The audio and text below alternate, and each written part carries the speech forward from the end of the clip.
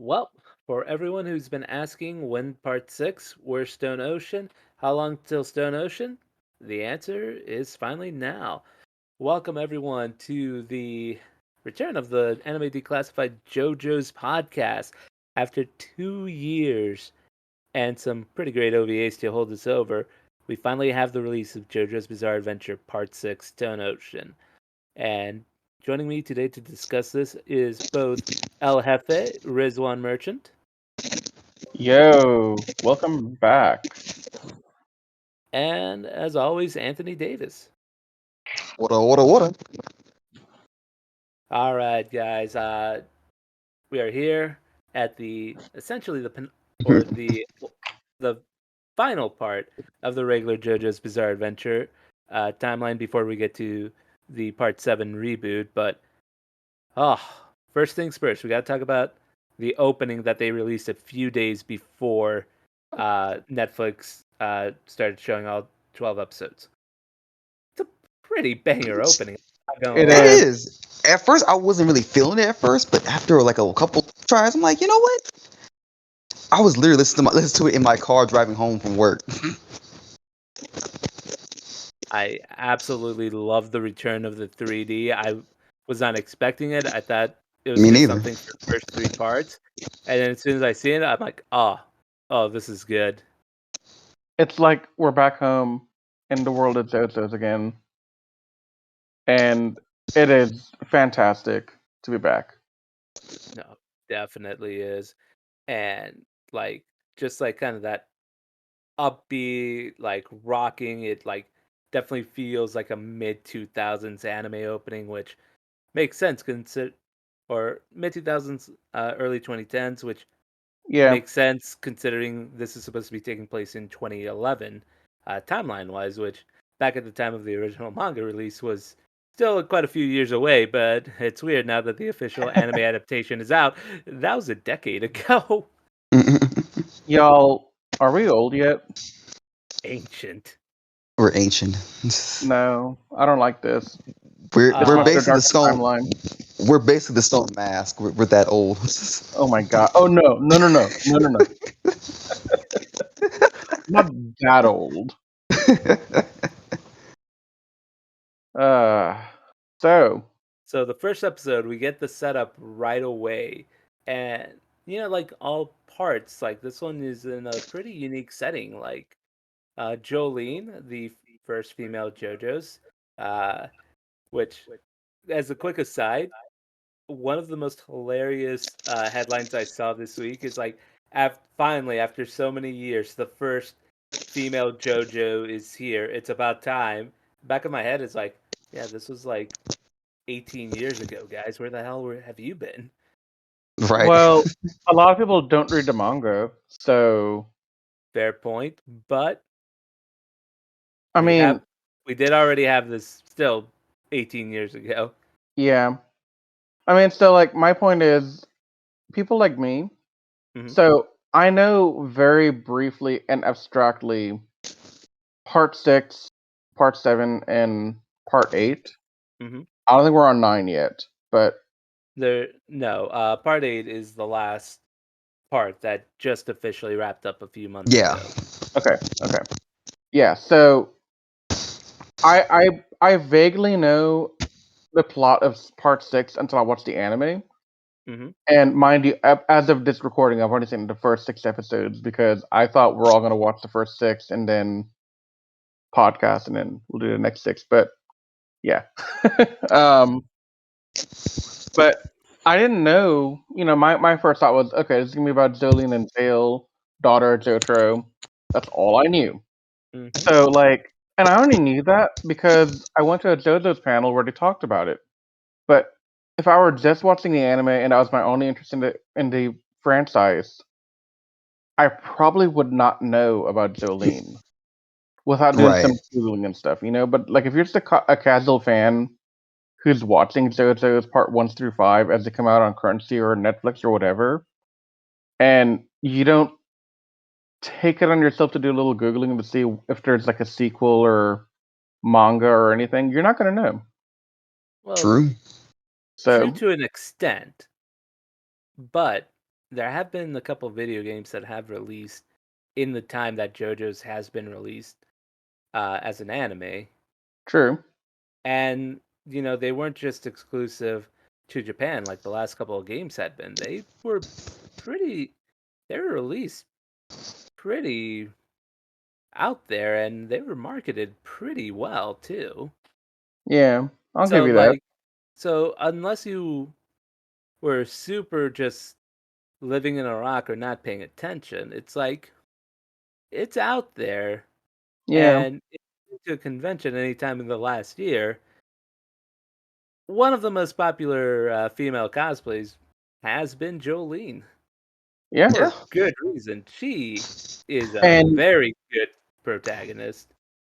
oh, see, it's fantastic. And I mean, Anthony and I, when we went to MechaCon, however many years ago that was together, we made a stop at the local JoJo's panel that was run by an old friend of ours who Hmm.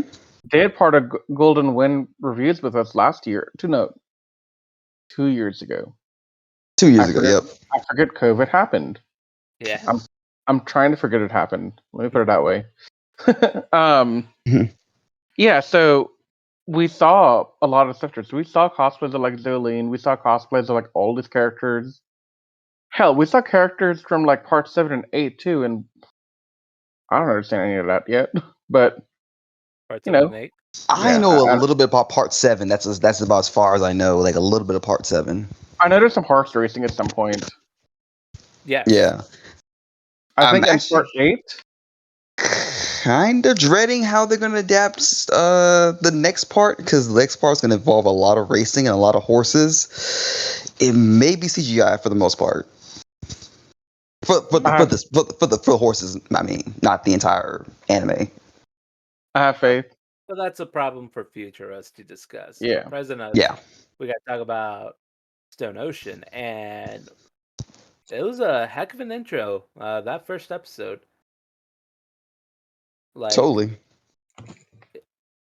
very slow, but it was mainly doing its role in just introducing you to Jolene, like heavy emphasis on her and kind of how she got herself into that situation, and that lawyer with the weird ears that just screams, Oh God, "Yo, look at look those at my ears. lawyer!" That just screams, "Yo, man, look at my lawyer! I'm going to jail." yeah. Oh, you could tell he was tipsy from the beginning. There's nothing about him that screamed integrity. Right. None. And just you know, some sexual humor here and there as well. The Yeah, she got caught by the guard doing her thing, which just was funny. It's like, oh yeah, you know, the kind of issues that you wouldn't get with the male JoJo's protagonist. yeah. You have Yeah. more colors than you were Peter Polnareff. hmm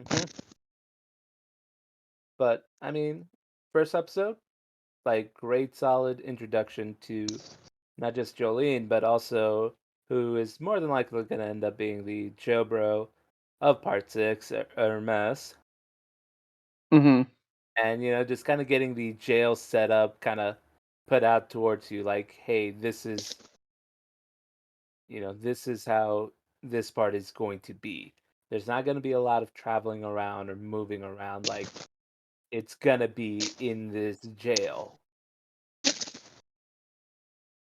which at first you're thinking, well, how is there going to be kind of how are they going to be fighting people? How are they going to be encountering enemies? Which eventually that gets answered a few episodes down from here. But it just brings up like just basically a more unique way, Part 5, we had people who were purposefully stabbed by arrows as part of their initiation to join the gang. Part 4, we had an entire town that was shot at by uh, Okayasu's older brother to kind of experiment to try to find a way to get their dad. But that's how a lot of the people got their stands in Part 4. And we know in Part 3, they were servants of Dio. So in this one, it's like, okay, there is no kind of gang initiation. There is no servants of Dio. yet. Emphasis on that word. Yet. Uh, yet. So it's like, okay, so what is going to stop Jolene from basically wrecking house if and when she gets her stand? Because she doesn't really get it till maybe about halfway through the episode, if I remember correctly, Yeah. when Yeah. she gets stabbed by the not arrow looking thing at all. Hmm. Like first Sounds episode. suspicious. It So yeah, no. sounds like a stone mask. So it was a pretty good episode setup. What do you guys think of how episode 1 basically just got the ball rolling on setting you up for how part 6 is gonna go? I'll let Anthony go first. I really enjoyed it. I know I've read the manga, but it was like so long ago. So like, I can tell they kind of changed some things a bit. I think the the embarrassing Jolene basically I can't even say this without actually making it inappropriate. I guess uh Her happy time. she was doing because she was in a happy place and got caught. I think that might have actually happened much later, I believe. I'm not sure. It could be either later or maybe they did reference it. I'm not sure. I can't remember. It's been that long ago, but I know that some things in the anime were changed in the manga, so it's mostly accurate for the most part. But I guess they just changed the order of things. Because I do think that she wasn't initially in prison at first. I think they did show how she got there beforehand. I I'm not mean, sure. the anime did that too, though, didn't it? Like, is there more expose of like her life before jail in the manga? Is that what you're saying? I think so. Yeah, maybe I could be wrong. But don't quote me on that. I'm just going by what little I remember of the manga. Mm-hmm. Okay. But it was a solid adaptation. Though. It's like the animation was fluid. I love the different colors of how like their color changes. Because that's a staple in JoJo's. They gotta have the color swaps, Right. Mm-hmm. and you can't forget those poses. Riz, what do you think of the first episode? I thought it was a really good intro to learning more about Jolene, and like setting the stage for what could be coming. Like she's in jail. She was put in jail because, well, her boyfriend and her um lawyer framed her and put her in jail. That sucks. And I mean, that kind of gives you the opening to say, okay, Jolene spends the rest of the season in jail doing antics and hijinks. So, hey, I'm all in for that. That sounds like fun. Definitely, and at the very least, she did get the revenge on the lawyer at the end of the episode. Oh, that was Hell so yeah. satisfying. Yes, I was all for that. He's So almost great. the AC. Like, dude, no, you're choking. Stop. Yeah. Yeah, no, that first episode, like, I real. think they, I think they did confirm he did die from that crash. I think I'm not sure. Maybe in the manga, like, it's pretty safe to assume that he was either really injured or he's probably dead. Yeah, Hmm. because you can't just walk off a injury like that and No. not either be dead or like incapacitated. Yeah. Not that I care about him, but Yeah.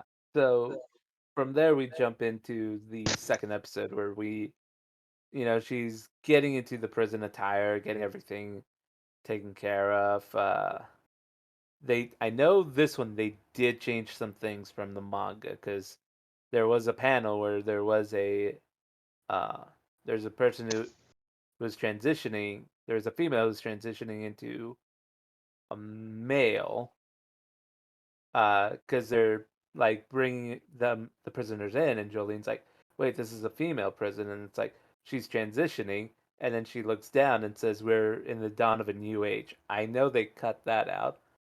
Probably, Oh, I think that you're right. They did do that. Yeah. probably smart to kind of avoid, some of the issues that Netflix has had with transgendered, uh, what's the word I'm thinking about? Sensitivity. They've Hmm. not had the best record of that in the last couple of months. So, Yeah, it's been not so pretty much, rough for them. it may not have been a Netflix call, it may have been a Warner Bros. Japan call or a David production call, but I think it was whoever made the call, probably correct. It would have been a nice gag joke, but at the same time, not everyone probably would have found it funny. So, Right. and it Yeah, really doesn't add much to the show. I mean Or it only adds the slapstick humor of haha whatever trans stuff, but that's not necessarily something that the majority of the fan base would appreciate. And I mean, I Mhm. understand in the 80s and 90s it wasn't well known about trans issues and all that, so um they weren't as understanding of it as they are today. Right. Right. So probably a good thing just to cut out because even in the manga, it's like maybe a 3 panel joke that they put in. Yeah. Yeah. Uh, but the second episode, we kind of see some of the guards. The warden is weird AF. Uh, I do like his crocodile. Charlotte, she's very cute. She could stay. The warden can leave. Those eyes, though. This has got to be one of those parts that just has like the weirdest looking characters in this part, Well, it is bar taking none. place in Florida, so they Florida man. You know they what? are they're being You're not accurate even. with how they look like. You're not I've even wrong because like a bunch of YouTubers have said the exact same thing. So I'm like, I I've been yeah. to Florida. I've been to Florida once, and I can confirm the people do look like the warden and the two female guards we saw. Mhm. Miss Maximum Security. But we meet our first minor villain, Gwes. Hmm. Riz, what was your thought on Gwes and her Stan Goo Goo dolls and what she was doing with it? Well, okay, so when we first meet Gwess and we see the bird, you know there's something up, but you can't tell what's up. And you have a very good inkling that it's a stand because look, we're in JoJo's and that's just what we do in the staying thing. Well, that But and we also saw that she had the same pendant too, that she had yeah, Jolene's pendant because she had yeah, thrown it away. Because right. I know we overlooked this, but it's because I wanted to bring it up in the next episode. Jolene Fair. doesn't exactly have the best relationship with her father, Jotaro. No, and you'll see that exemplified a lot more later on. But that's neither here nor there. Exactly. I wanted to Um save that for the next few so episodes, but my thoughts on her and the mhm. stand is first impressions, she needs help. Yeah, Um, like a lot of help. because okay, so she had a human that she can shrink, so she can shrink things at her stand, and she shrunk a human down to like the size of a bird, gave the person a bird to live inside, like she disemboweled the entire bird, assuming they took out all the organs and the bones and everything, and just hollowed it out, gave it to the person to live inside, and they wanted him to tweet like a bird because, oh, how kawaii is that? I'm like, there ain't nothing kawaii about being in a dead bird's body and searching for this deranged killer. Like, no, that's no. And having Jolene also like be put through that, and then later on, um, being put into rat suit and being told that you must do everything with the what was that noise? The cheep cheep?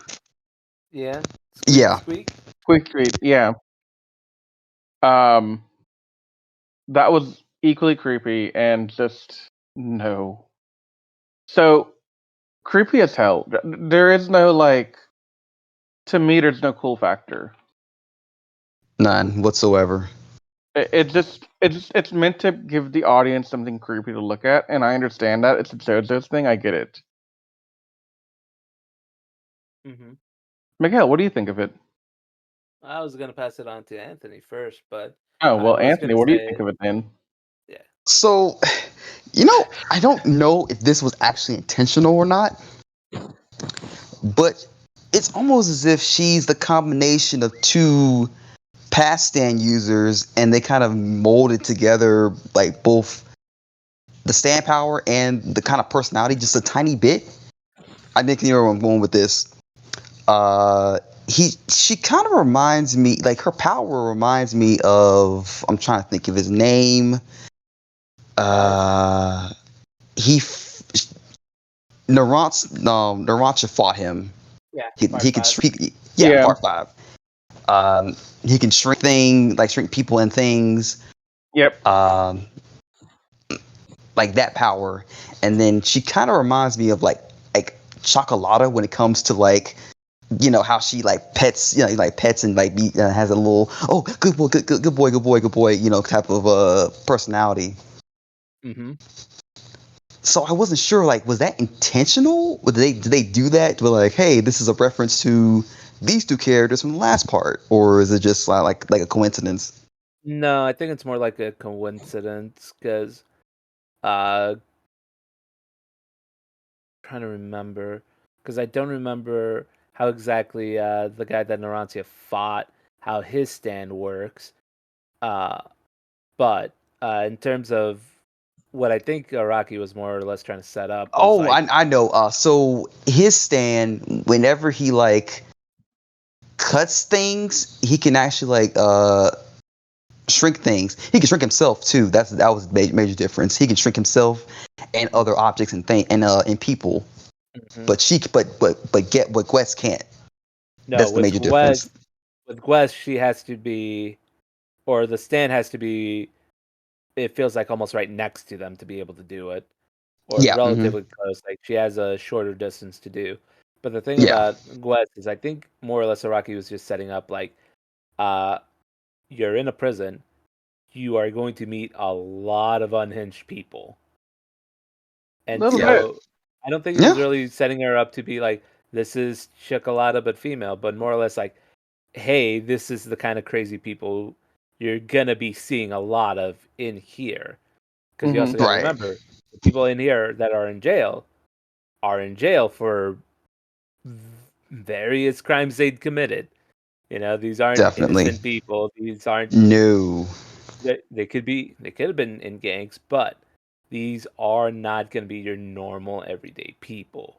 Hmm. So I think Right. it was more or less to set it up like, hey, most of the villains here are going to be kind of unhinged and kind of really not have any kind of sense of mercy or sympathy because they are criminals, which I think he did a good job of kind of showing the craziness of what some of the convicts are going to be like here. Uh, and Apparently, even I think even in this prison, like money, money is like important to oh yeah, this. Yeah. Which is a first, because usually it's like you weren't able to smuggle money, especially if you don't get caught. And I'm just like, how do you have money in jail? But then they realize, oh, we have to kind of smuggle it in, otherwise we don't have it. or you bribe the guards. Yeah. Yeah, which is oddly enough, you'll probably see a lot of that. Yeah, you probably Yeah, will. But I think what this also served us to show is like some of the stand fights that we're going to be seeing here are gonna be unique.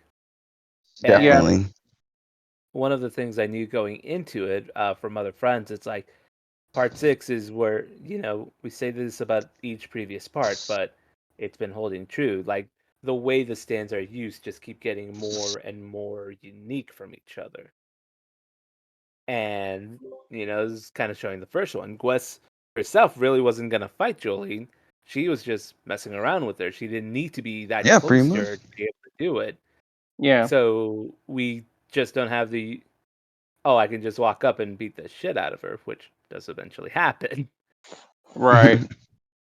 And I'm also going to use this opportunity to talk about how sick Jolene's theme is. Like Oh yeah.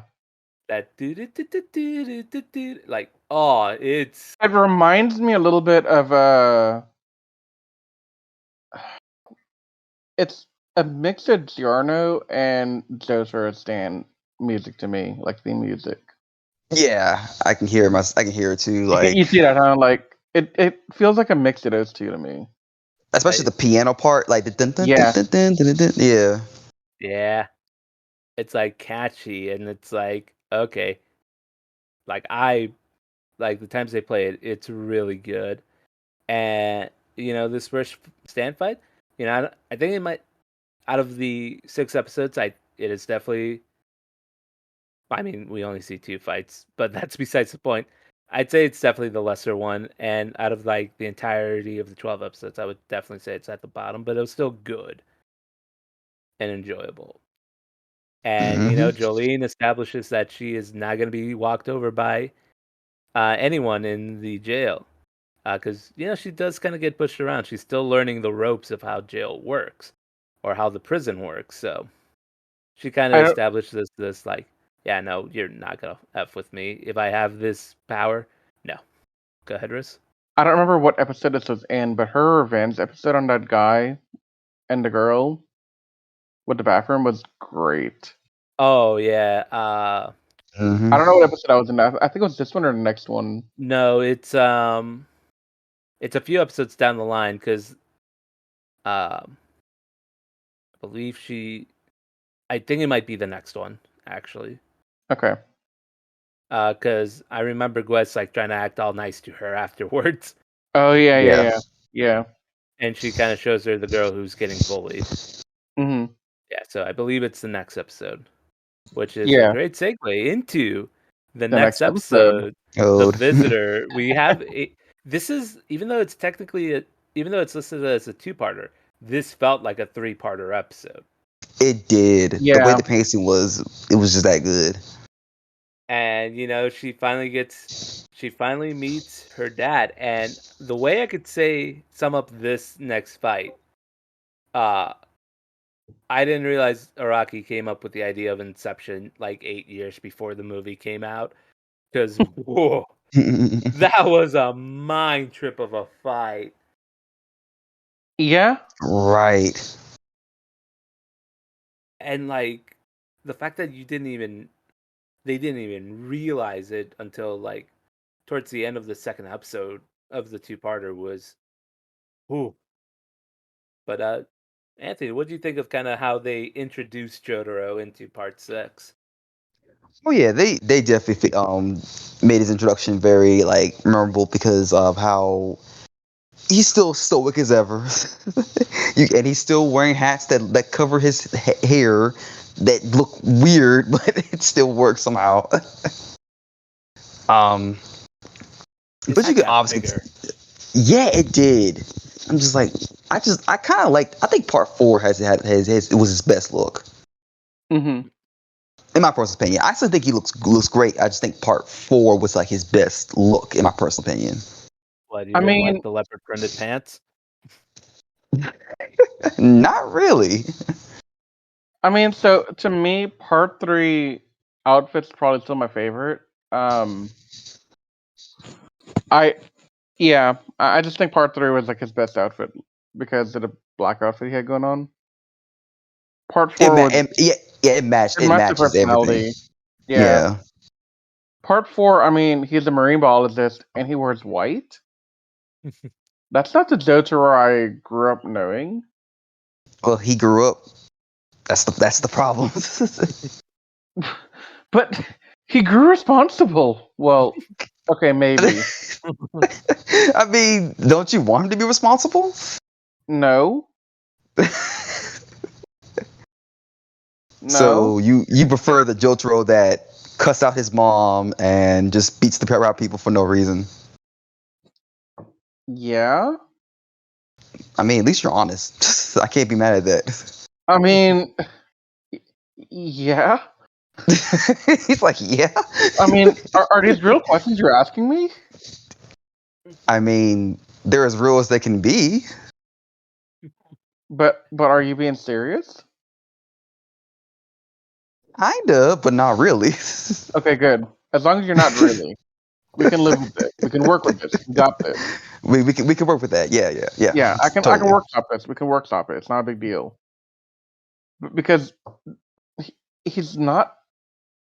It's just weird to me to see him grow up. You know, like to be responsible and be a marine biologist and all that. It's just weird.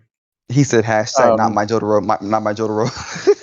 no. He's still a Jotaro because all Jotaros are valid. It's just how valid are they on the spectrum of valid to not valid? Right. But before she goes in there to meet with Jotaro, we get introduced to another main member of the cast. His name, he doesn't get shown until later, but we meet Emporio, little boy repping the Cubs. For that, he's already on a -1 on my scale, but we'll see if he grows on me as the series goes on. But how do you, because, yeah, we also got to remember this isn't just a prison for women, but there's also a men's prison and a juvie hall. So, So good. I'll go ahead, Riz. I was gonna say my impressions of him when I first saw him, and I'm guessing that's what you're gonna ask one of us was our impressions of him. Mhm. My first impression was that this is a stand of some kind because I don't think I caught on to the fact that this is a juvenile detention center as well. Mhm. So the best explanation I had when I first saw him was like, oh look, somebody has a stand that summons children-looking things to be messengers or something. So that was the first impression I had. No, definitely. Little Emporio is we'll see.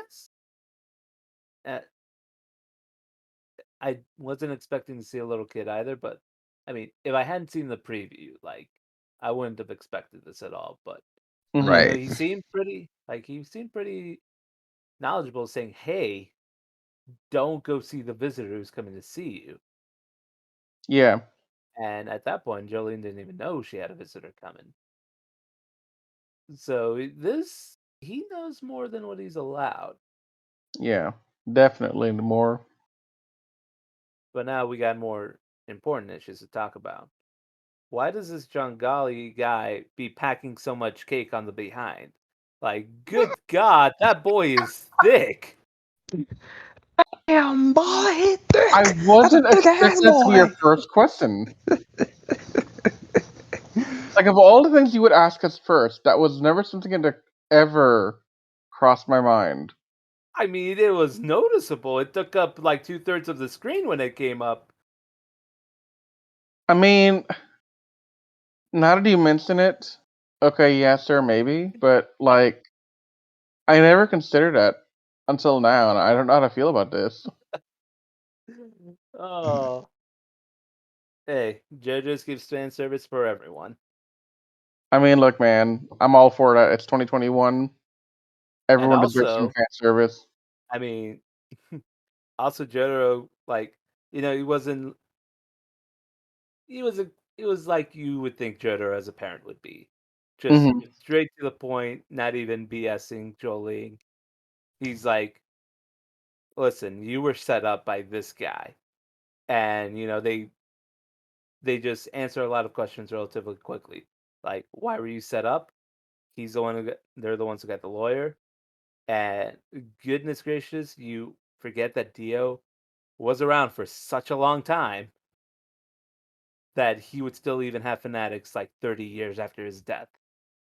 Yeah, I mean, it's not that long ago, though. I mean, 30 years in the span of like all this is not a big deal. I mean, it could even be that, this is a kid of like one of Dio's followers or something, and they took out the mantle when they got old enough.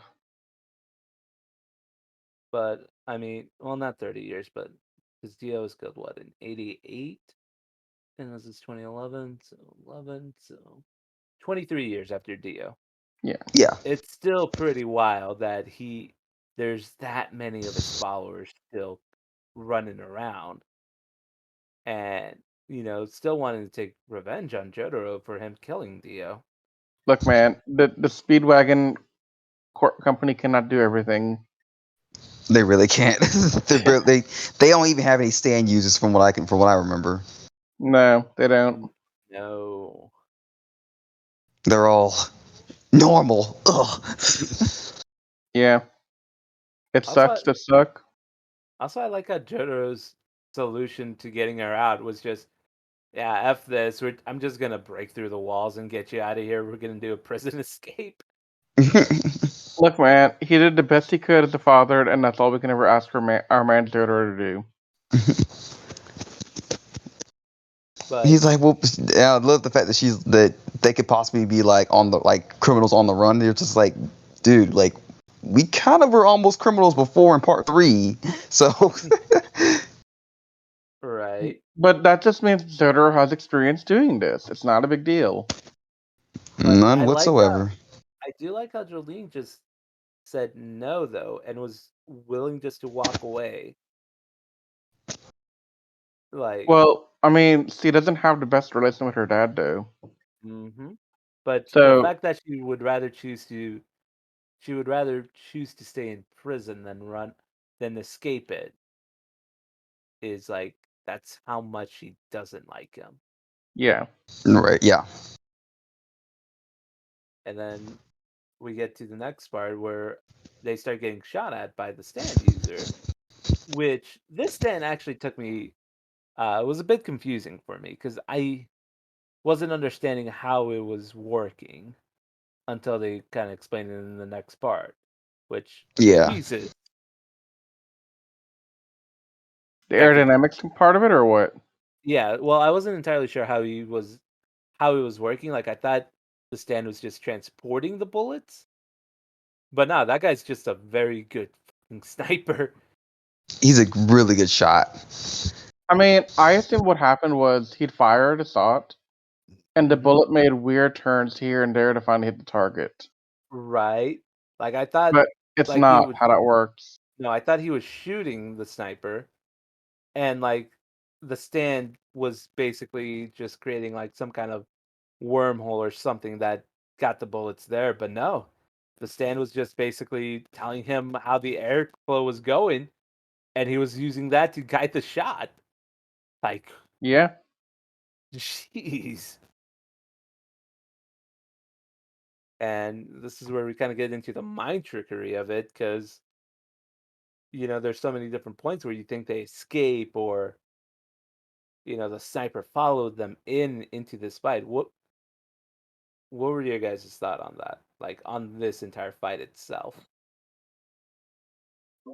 It left me with a whole lot of like confusion at first because I'm just like, how was he able to do all this? And then you realize, oh, he's just using the stand really as like he's ricocheting with the bullets with. He's just a really good shot too, and he's just Yeah. using the stand to kind of like use it as like kind of like a like sonar. Did that make is that the right term for it? Uh, not so much sonar, but uh, basically it's just telling him. It's just reading the airflows to him. So it's like kind of a Right. sonar, but like sonar just works by reflecting sound back. This just worked on how the air was moving. So, like, even when you walk a little bit, kind of the airflow kind of changes because you're moving, you create like a little bit of an airflow when you move. Right. Uh, so, like, that's what Jotaro kept telling her to kind of stick to the wall. That way it doesn't read the airflow. But yeah, no, it was, like I said, it confused me a little bit until they kind of explained in like later on how it actually worked. Riz? Yeah. I think I entered this entire thing really just trying to follow how does this weapon work. The fight was pretty well done once it got underway. Um, overall, I really enjoyed the fight and the subsequent chases through the vents and all that. Hmm. And once we got into the vents, it's when we started noticing, wait, something is not quite what it seems. Yeah. Yeah. Because, it was brought up by Jotaro. It's like, okay, but if the sniper was in the men's prison, how did he follow you all the way down here that quickly? And that's when we started getting kind of the Inception stuff where they all kept waking up. I mean, I was convinced that they hadn't woken up, but then they did. Hmm. And I was like, is it really? Because there's so many layers to it. It's like you don't know what you're trusting anymore. Like, Hmm. are Nope. they still in a dream world now? At the end of episode 6, for example, like those are the kind of things like you kind of have to wait and see. But yeah, Uh, it's a great mind trick. and I do like how Jolene woke up because we did forget to mention this, so this is on me. The little boy gave her a bone to kind of Yeah, hold on to, and she used that pain to kind of wake herself up. But like they were already in this room that was kind of like there was goo all over them, and And it's and then they throw us into another mind trick where Jotaro supposedly gets woken up by Stone Free, and he notices right away when Jolene's like, "Use your star platinum to get us out of here," and Jotaro's like, "I never told you my stand name," and then he wakes up. dun dun dun. Like I like that kind of different dynamic that kind of shows you how Jotaro is more seasoned with this kind of stuff, whereas Jolene, she's never really had to deal with this ever. And so and it's kind of a thing you see throughout the show. It's like she just goes on instinct. She's not really much of a planner. She just goes with what her gut feeling tells her to go through with. Yeah. yeah. And which leads to the next episode, which also leads to one of the freaking funniest moments of the show. When they finally both are woken up, and Jotaro's like, "Oh, you can't move. You can barely move your stand." And we're on episode 5, and he's like, "All right, I need you to move your stand just like a few centimeters closer to me. We can't move. We can't walk out. All right, that's good enough. Just her stand, and she goes flying into the phone." I laughed for like 5 minutes straight when that happened. Whoa. Oh, that was so good. Punched me. Yeah, well, we're not dreaming Well, now, so. yeah, it's like, yeah, we're out of here now, so whatever. And she's like, oh, like, that's why I hate you so much. I'm telling mom. Mom's not gonna do anything about it. Right, she's not. But yeah, no, like I just like that whole opening setup, and how Jotaro basically had planned for the escape. It's like we go to the beach. There's a submarine from the Speedwagon Foundation waiting for us. But in that time that they're trying to get out of there, that they were waking up, Jangali finally makes his way down there, disguised as a guard, and one of the another very funny moment. It's like, "Do you see anything down there?" No, the thing is, I don't see anyone down there. And the other guard is talking to them, and he's like, "What the hell are you talking about, you idiot? The bar is bent backwards." Instantly shoots the guard, and he's like, "Thank you for the hint." Yeah. It's all the subtle, funny moments like that that have Oh made me yeah. really enjoy the part. Oh yeah. But yeah, like, so finally, we see the other antagonist who is putting them in the trance-like sleep. One of the I like the design, but it looks scary. White Snake. Oh yeah. I mean, Thoughts on that, guys? Thoughts on the White Snake and its first ability. We'll get to the next one here shortly. Very creepy. it is creepy. Yeah, it's creepy as heck, and this ability is not much better. So one thing I think we've all kind of agreed on is like we like the voice acting for Jolene. What do you guys think about Whitesnake's VA? Because oh man, like I think this might be probably the best voice villain we've had. And this isn't to disrespect the other ones, but like I think since Dio, I think this is just like anytime this thing has talked, it's just got this like spooky kind of like threatening aura demeanor around it. Did you watch English or Japanese, Mig? I watched subbed. Okay, Oh, it's up too. I did too, but I didn't get that feeling that it was that creepy in the voice. I Really? did, so. What feeling did you get, Rose? I mean, to me, it was just another villain, but maybe I have to watch it again. Mm-mm. I mean, that or I'm just not creeped out quickly by voices. I don't know. Okay. So, yeah, it's weird because normally I would get the vibe, but maybe I need to watch it again to listen to it more carefully. Let's say maybe you'll get it more as the next coming episodes show up. It might also Yeah. be that you guys have already seen more than the first 6, so you might be basing your interpretation off of like later stuff. Mm-hmm. Because at least up until 6, I'm not super creeped out. But that is typically the thing is, I see more of it. I don't think the later episodes will kind of get out the creepy vibe, but you'll definitely get more of the threatening vibe from it. Mm-hmm. Yeah. Uh, Especially once you see like who the actual owner of the stand is. Yeah. But upon first entry, I saw this thing and like just hearing the voice, it's like just like get the bad vibes from him, which is good. Like you don't want like happy go lucky, like, hey, what's up, guys? Kind of vibe from your villain. You want a villain. But Yeah. we see Jotaro kind of immediately notice that Jangali's stand is only the thing that tells them the bullet thing. He wasn't the one to put them to sleep.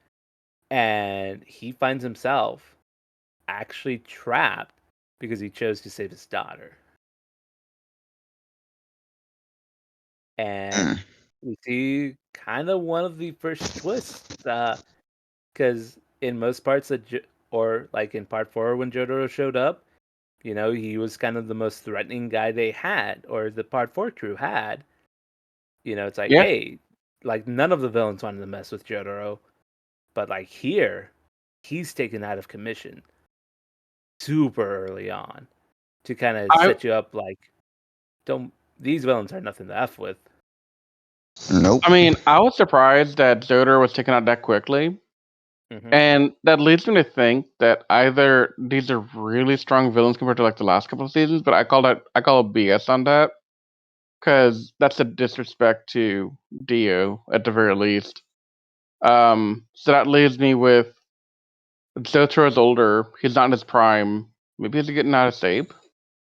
I mean, he at this point he'd be in his 40s. Yeah, so I mean, Yeah. he could still rock it. Like he could still do it. Hmm. But could he do it like he could 20 years ago? Right. Yeah. And So he could still deflect the bullets, but at that point he's like, I only have two things. I can either deflect the bullets or take out the stand that's behind me, and he deflected the bullets, and then Whitesnake just kind of took the discs out of him. so creepy. Hmm. I'm not a fan of the aesthetics of taking a disc out of people. Yeah, Oh, you It's did? it's a little reminiscent of Rohan's book thing that I never liked. Oh, you just find it kind of like odd looking. And it just freaks you out. It's So I don't know if you remember this, Anthony, but I think I told you on one of the podcasts for Golden Wind that of Hmm. all the stands in all of the JoJo's anime history up until now, like the episode we're on Stone Ocean, the Hmm. creepiest stand to me, with exception of like maybe 2 or 3 others, is Hmm. Rohan's ability to read people like a book. Mm-hmm. The others Yeah, would be in did part you did 3. mention that, yeah. The others would be in part 3 with the monkey and the baby. Oh yeah. Oh yeah, the monkey for sure. So those are creepy, but those are creepy in the if you're a human, you're gonna be creeped out by this kind of thing. Like if you have any moral compass, if you have any inkling of humanity, the monkey and the baby will creep you out. But the thing about Rohan's stand and kind of about Whitesnake's stand, these aren't things that require humanity to feel creeped out. These are just things that trigger me specifically. Right. Yeah, because I've talked to people like the guy who got me into JoJo's, one of my really good friends. When he got me into JoJo's, I mean, I told him, dude, this was the creepiest stand up until now in part 4. And he just laughed, and he couldn't stare at me. He didn't understand me.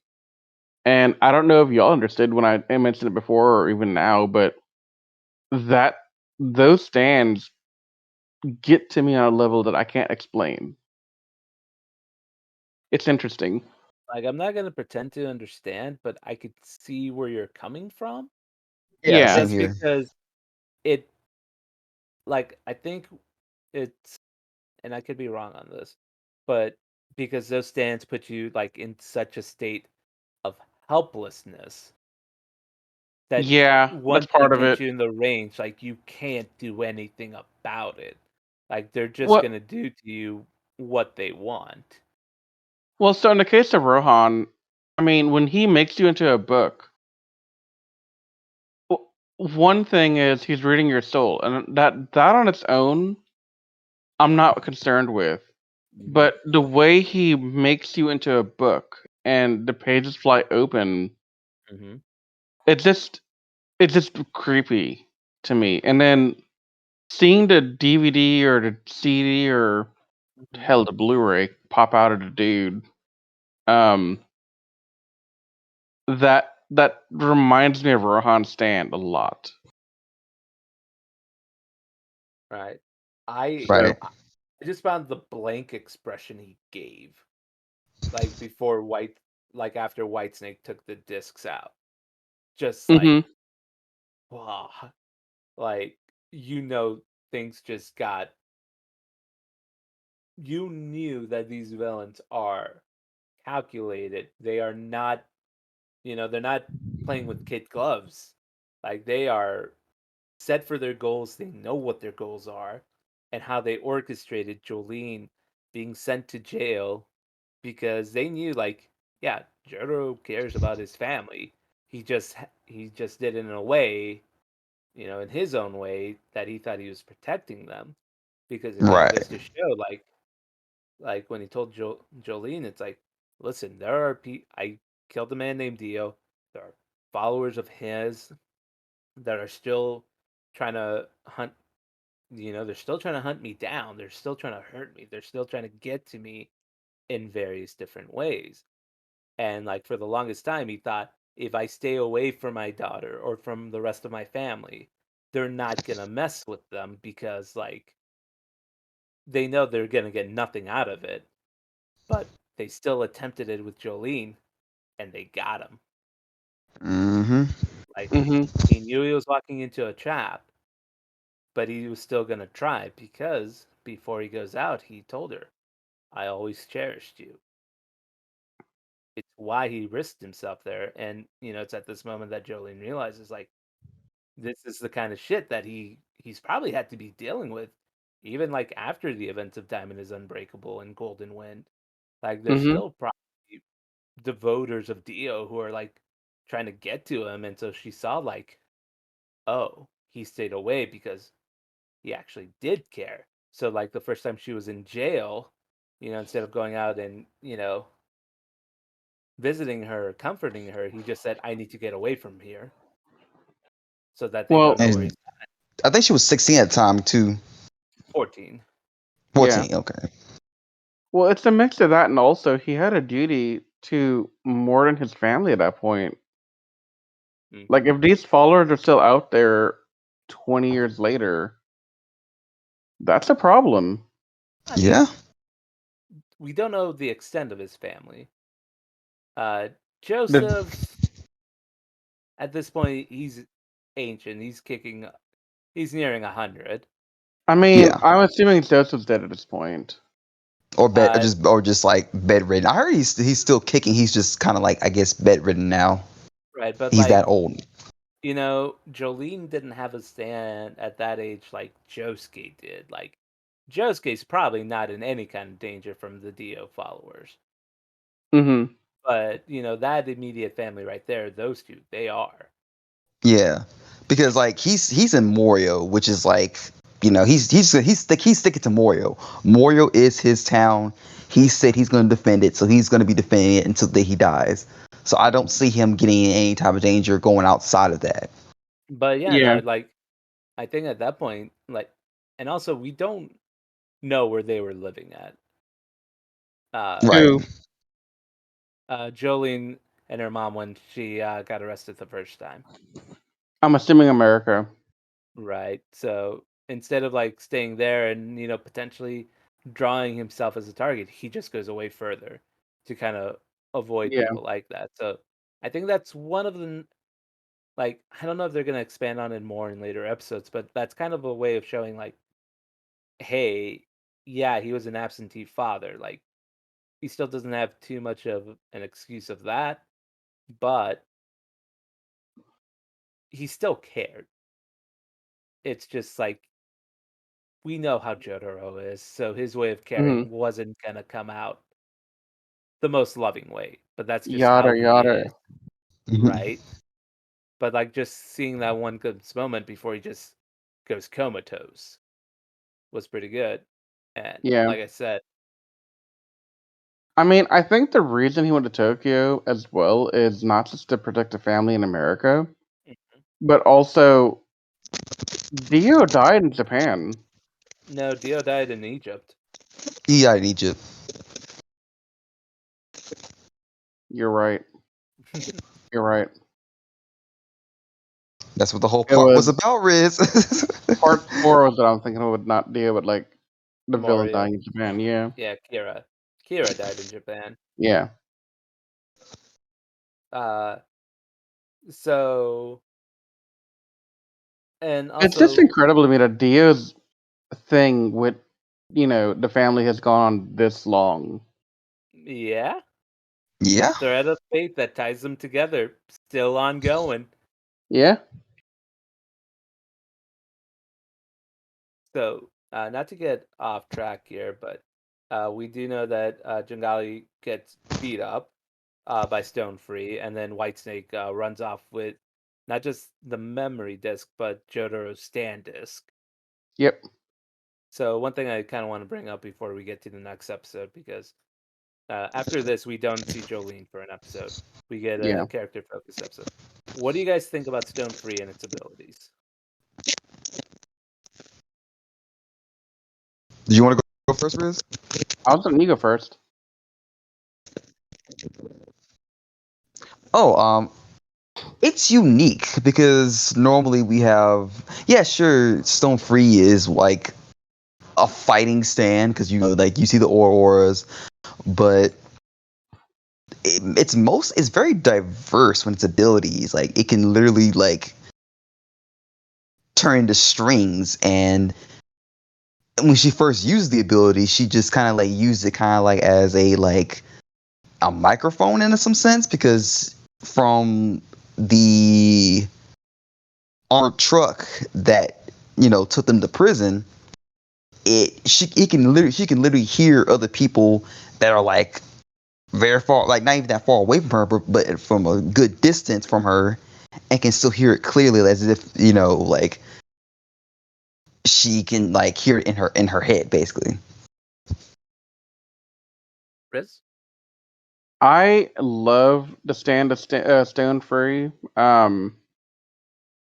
It's definitely unique compared to like the other stands because it's fighting, like you said, but also its utility because you can use the the coolest thing to me was the scene where she's hiding, but the rat body had not the rat body, the bird body with all the human remains falls underground. She has to like string it out of sight so that Gwest didn't see it. Hmm. Right. So that's not necessarily using the stand proper, but using the stand's power. And I'm not sure that I really see that often in prior seasons as much as I do here. Right. I think for me, it's with the last two stands of Crazy Diamond and Golden Wind or Gold Experience, it's they had a utility to them where if they can get to their allies, they could heal them. And they weren't in really any immediate danger except for themselves. Yeah. Right. Whereas with Stone Free, from what we've seen so far, it doesn't have that kind of safety net that the other two had. Mm-hmm. But I also like how the string, like, it uses the strings, but if the strings get cut or if they get damaged, it's also affecting Jolene because, like, it's her body that's also getting unstrung. Yeah. And so it's not just like, oh, I have unlimited string works. It's, hey, if they get cut or if they get hit, I'm going to feel this as well. Yeah. Yep. So I like that so far. It's not really, there's not much of a cop out to it that the other two had, which I'm not saying they're bad. It's just that they also had their abilities made it to where if they can get to their allies, they could save them. Whereas Stone Free doesn't have that yet. But what it does have is pretty wicked. Also, I love its design. It is just something so aesthetically pleasing about it. Is But it because the string's so symmetrical? maybe I think it's just like the shades it has on. Yes, the Yeah. shades. But I did want to kind of put in Stone Free because I did notice like we're talking about the fights and kind of the history. It's like dude, we haven't even talked about her stand yet. What the fuck are we or what the f are we doing? You know, we're an hour in and we haven't even talked about her stand yet, Yeah, what's wrong with us? right? How dare we? How dare we dare? Yeah. But you know, she defeats Jangali, drags JoJo's body, which goodness gracious, that girl is strong because she's able to drag that body from where they were at to the beach. Yeah. And you know, we also kind of see the you know, we'll talk about kind of this crucial moment here in a bit, but we kind of also see the planning that White Snake and whoever his user may be. We'll see in the next few episodes. I know people, but for first six episodes' sake, like you know, we see how he's not leaving any loose threads around. Like Jungali's like, we got him right? And Whitesnake's like, yeah, but you're a liability to me now. Shoots him and makes it look like a suicide. Like Whitesnake might be the most plan ahead villain we've had since Kira. Yeah. Hmm. Yeah. Very much so. And so we get to kind of that crux moment. It's like, you know, the invincible Jotaro just lying there in the water, no movement, blood rushing out from the gun wounds he got, and you know, seeing a guy who's been basically pretty unkillable, pretty unbeatable, just laying down like like that, that served as a wake up call. Like, yeah, the villain of this part is not effing around. What do you guys like overall for like this 3 episode arc essentially? What do you guys feel kind of going forward? Like, what are you expecting out of the villains, or what are you kind of like looking forward to seeing how the villains handle, our main protagonist? So for me, I'm expecting I'm expecting a lot here. So on the one hand, I'm expecting to see more of the mastermind plan of what are they trying to do. Um, but as Jolene gets more confident and experienced with her stand, I'm expecting her to get creative in ways that we hadn't really seen in the past in these kind of fights. Because, Star Platinum was pretty straightforward until it got the time skip capability. And it got kind of complex and more powerful.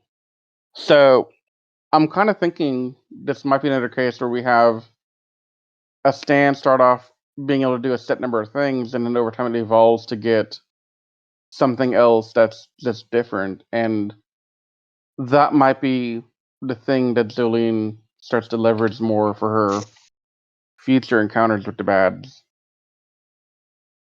Um, Also looking forward to more of the fights. The fights are a must for JoJo's. It's all order all the way. So yeah.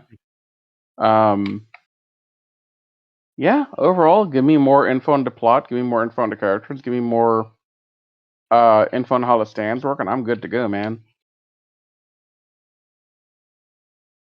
Anthony? Anthony. I'm actually looking forward to more episodes.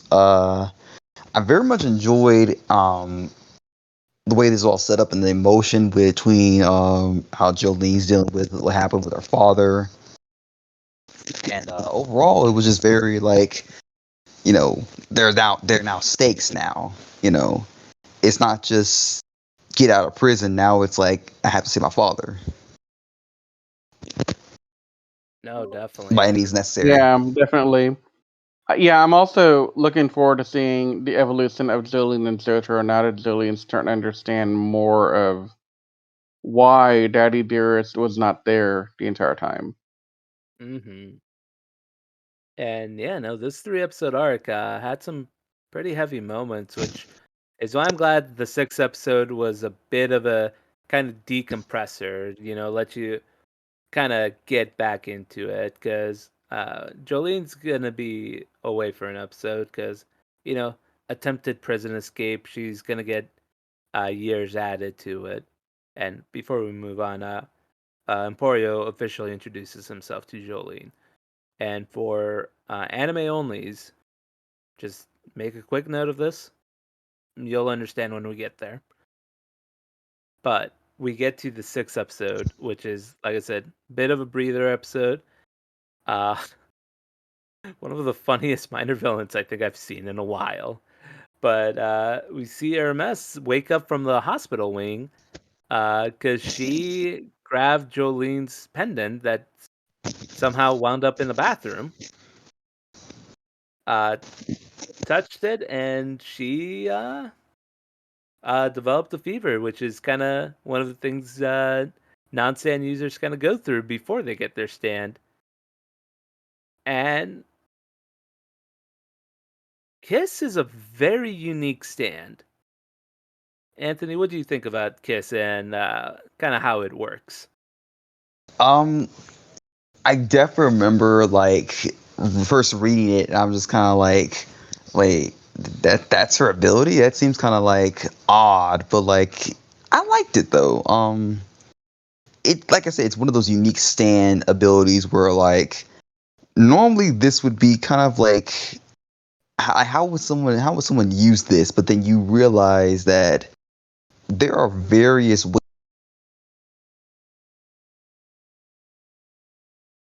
ways you can use this ability, just like I did in this episode. Riz?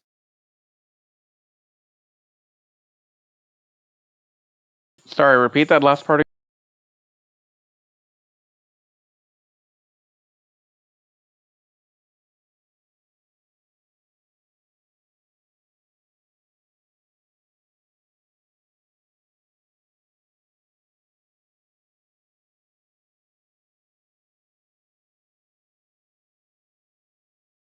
again?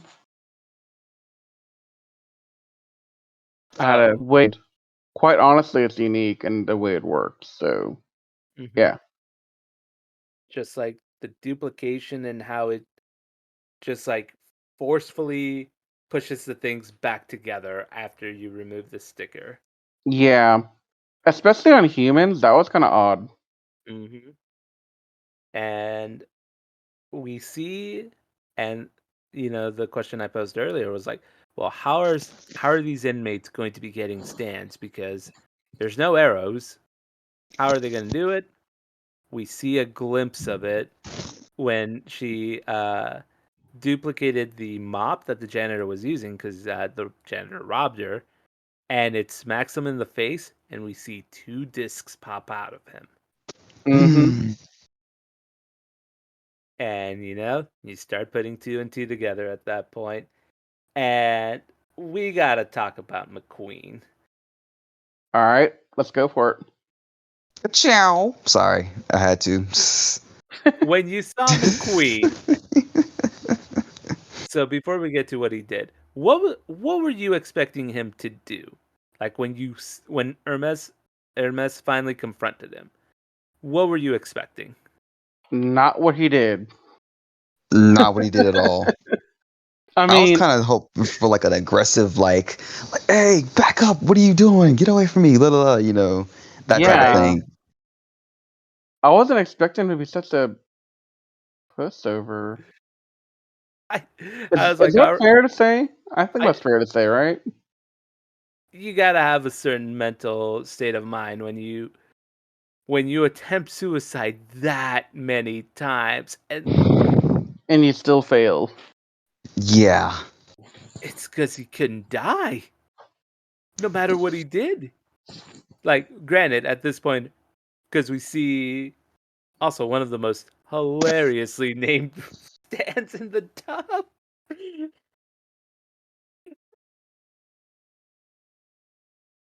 With Hell, aka Expressway to the Underworld. Yeah. Yeah. The stand name changes.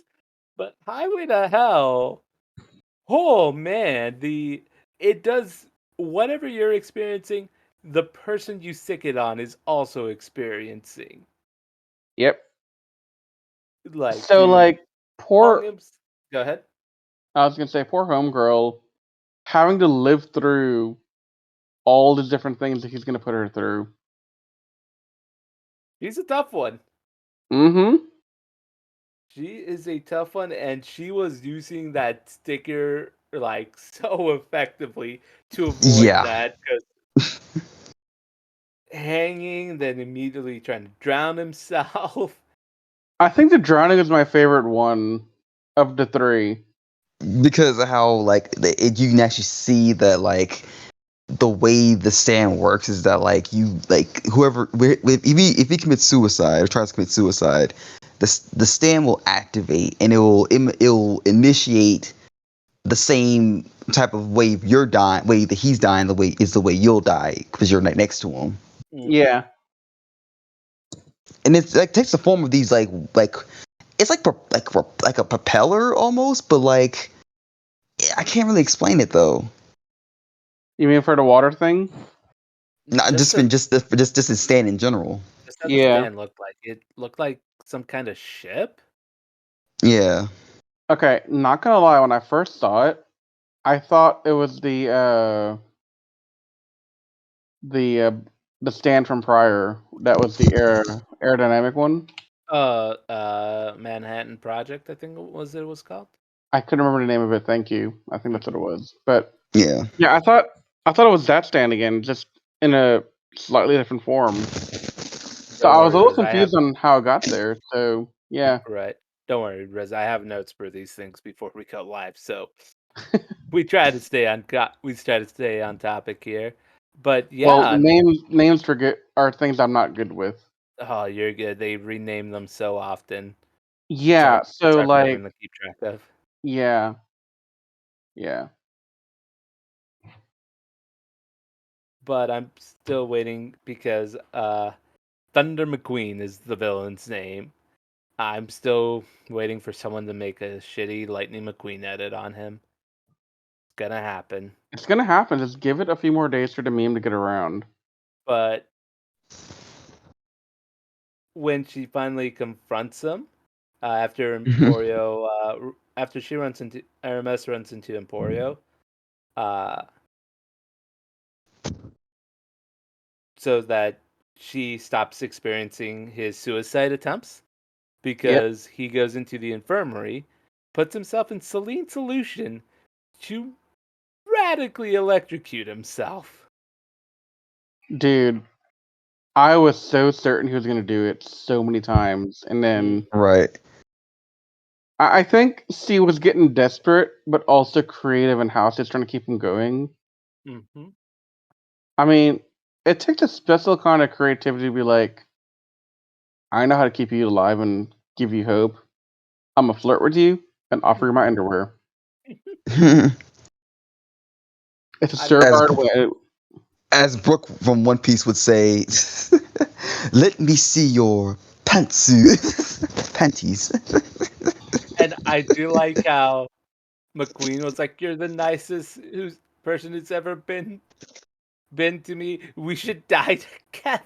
Together, And then we'll be it's there just like, together for life. and she's like, "You're evil."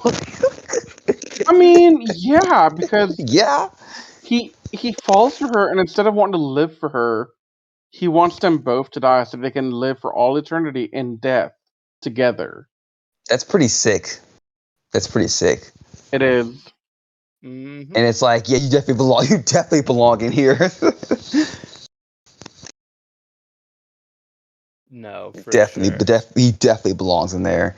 And I just love Yeah. how at the end of the episode, he just kind of like, I'm gonna find Jolene because this stuff that's going on here, it ain't cool. I need to find that girl. She's like, Hmm. F Whitesnake for putting me through this BS. I'm with you, and you see Kiss fully manifest behind her. Yeah, like And I'm gonna Yeah. find out who did this to me, and I'm going to f him up. end shot.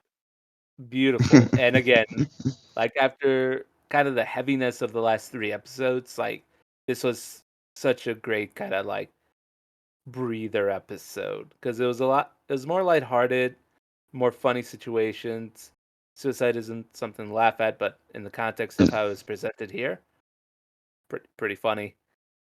And, you know, gave you a chance to kind of breathe and recollect yourself and kind of get you prepared for the second half of, we can call this the first season, right? Because I'm fairly certain we're going to get a new opening. Yeah, For because the next We'll you 12. know, discuss, no, we'll you discuss want this to know? after episode 12.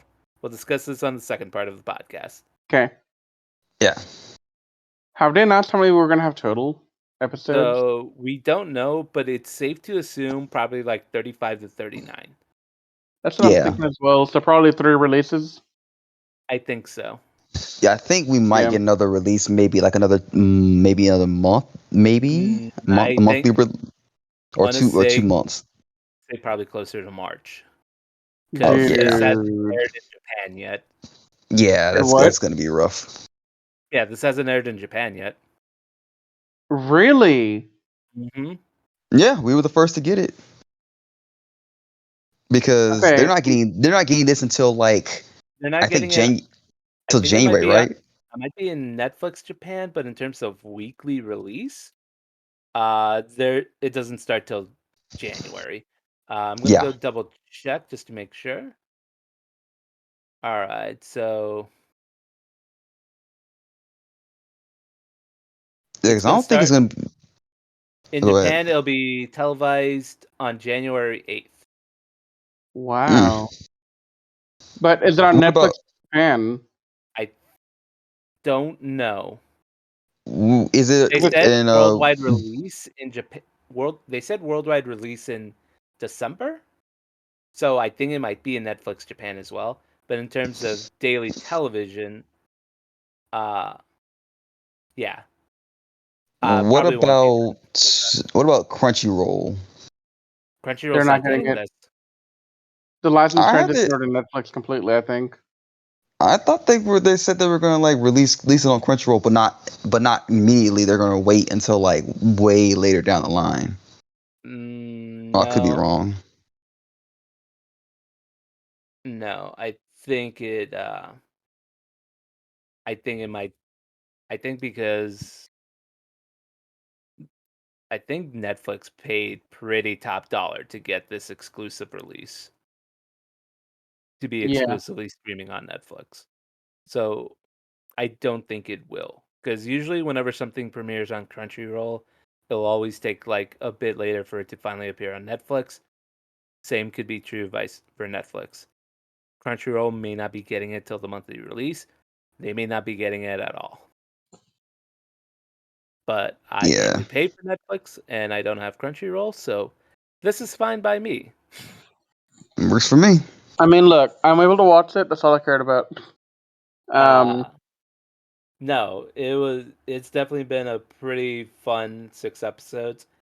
And I gotta say, that ending song, it slaps beautiful. good. It slaps It It good. really is is. It's very beautiful. beautiful. Yeah. I once again, they do something I didn't even think about, didn't know about, and now that song is on my Spotify playlist. Heck yeah. It's pretty good. I'm just ready for everybody in the comment section be like, in comment section of YouTube videos, especially like like older videos of this artist like music to be like, oh, this is a JoJo song now. So one of us. More like JoJo fans going, "This comment section belongs to us now." Basically. Yeah, basically, it's gonna happen. Wait, just wait. I think I get a feeling that similar to how Last Train Home is, it might make you feel emotions once part 6 is over. Oh yeah, especially if you read the manga. Oh god. Whew. But I look to you forward to y'all's reaction to that when we eventually get there. that being Well, said, overall thoughts on the first 6 episodes, guys. Rez, we'll start with you. Hefe. 10 out of 10 would watch again. That's the TLDR version of it.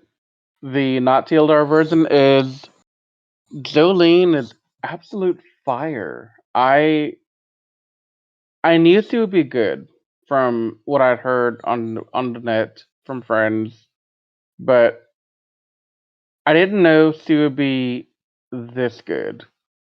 Um, I have a thing where I have like a ranking of all my favorite JoJo's, and 6 episodes in, and I can see her infiltrating top 3. Wow. So I have a lot of respect and love for her so far, but we're only 6 episodes in. A lot can happen still. So I will not be updating my top 3 JoJo's until much later. Anthony? Definitely 10 out of 10, like Riz said. And I'm up actually end up You watching this gotta again. say it. You gotta say it the right way, Anthony. 10 out of 10 would watch again. 10 out of 10, we'll watch it again. And I actually am Thank going to you. watch it again in English dub. Gotta watch the whole thing subbed, but I'm going to watch it English dub. So just to see how cringy some of the name changes are. For Definitely.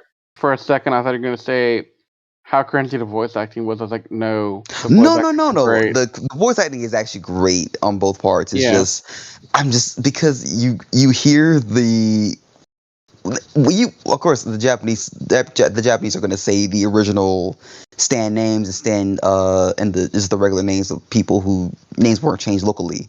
So when I hear English dub, I'm like, I like how they sound. I just don't like what they have to say when it comes to their names. yeah. That's it really. I have no issue with the dub whatsoever. Definitely. I think it's uh I had heard Oh, the beginning. Oh, go ahead. and fun fact, the English voice actress for Jolene is actually similar to the Japanese voice actress for Jolene, because both of them actually were really big fans of these characters, and they both made their dream come true by being able to voice the character. And to add to that, the singer of the opening wanted to sing the opening to part 6, and she got her wish. Like a Look at that. lot JoJo of making dreams come true. people are getting their kind of wish fulfillment with this adaptation. But I I love would it. say I I had heard from some friends or from other people about part 6 that it was the inverse of part 5, whereas part five's beginning and ending were like not that entertaining, a little bit slow. The middle is just fantastic with some of the best fights in the series, and some of the best development and growth. Whereas with Stone Ocean, the beginning and the end are like fantastic. The middle kind of slows down, and you know, 6 episodes in, like that statement about the beginning being really good, it's like holding true. Like if it keeps going with this kind of pace and momentum and kind of fights, characters, like I could see it creeping up there, like at least top 3 favorite parts for me. It's like really good. Like I can't explain what I've enjoyed about it, but there's just like something to it that's just been clicking like on all cylinders. Like how the pacing is going, how the fights are going, how they're animated, the character development, kind of, the showing of like weakness, the showing of like a real imminent threat. Like, the person who was considered like the invincible one is gone already. We're not even, in terms of the overall release, we're maybe a third of the way in, and that like safety net is gone immediately. So Yeah, it's like the stakes feel real, Hmm. and like it's been enjoyable, and genuinely cannot wait for like the next batch of episodes to drop whenever they end up dropping. But we definitely look forward to kind of discussing the second half of the season because uh it only gets better from this episode on. Like yeah. the next few fights and arcs are pretty awesome. They're pretty, to kind of hype you up, Rez. Like, you thought some of the fights earlier were wicked. You haven't seen anything yet. Oh my god. Hmm. But for that, we are gonna do it. We had a lot to talk about here, and we thank you guys for joining us. Hopefully the next time we do this, we have our other resident JoJo fanatic with us, to definitely get another perspective. But it's been fun. We're here. We're just distant dreamers here along for the ride. Anyways, this has been Miguel Moreno. For Rizwan and Anthony, thank you guys so much for joining us. Well, well, we'll see you guys next time. Take care.